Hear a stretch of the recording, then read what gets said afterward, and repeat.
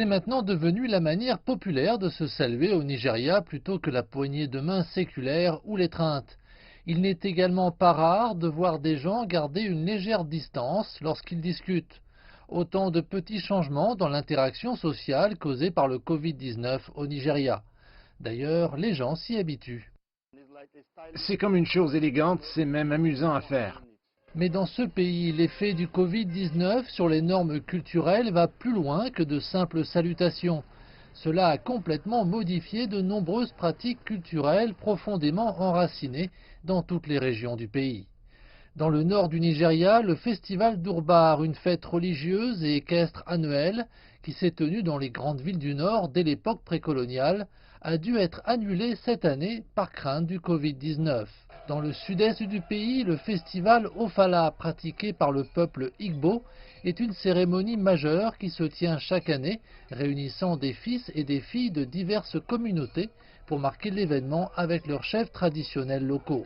Il a également dû être mis de côté à cause du Covid-19. Geral Mabalou fait partie de ceux qui comprennent la signification de ces changements.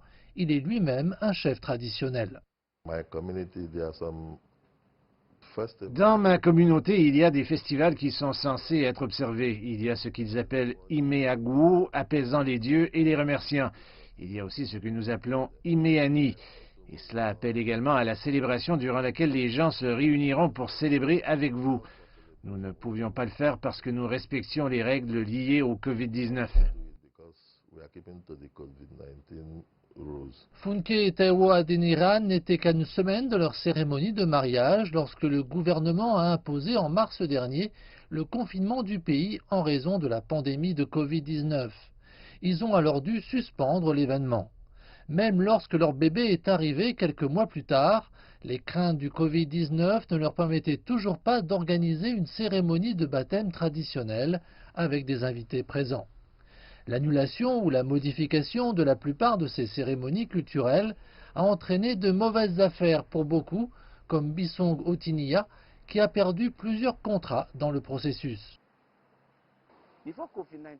Avant le Covid-19, parfois 2 fois par mois, on dispose de 2 week-ends par mois pour couvrir un événement. À certains moments de la semaine, on a des cérémonies de baptême, des anniversaires. Mais la plupart du temps, les mariages et cérémonies funéraires ont lieu le week-end.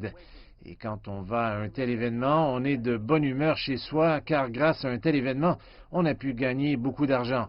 Mais avec l'arrivée du Covid-19, aucun événement ne peut avoir lieu et par conséquent, ça a terriblement affecté les affaires.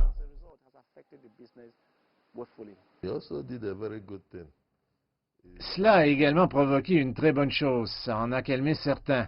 Cela a permis de réduire les dépenses extravagantes des populations. Les célébrations de cérémonies somptueuses ont également été réduites. Donc il y a un aspect négatif et un autre positif. Je suis sûr que cela a permis à de nombreuses personnes d'économiser beaucoup d'argent. Personne ne sait combien de temps le Covid-19 existera, mais une chose est sûre, la pandémie a provoqué de nombreux changements dans les cultures et les traditions au cœur des sociétés africaines. Certains changements pourraient d'ailleurs devenir la norme encore longtemps après la disparition de la maladie.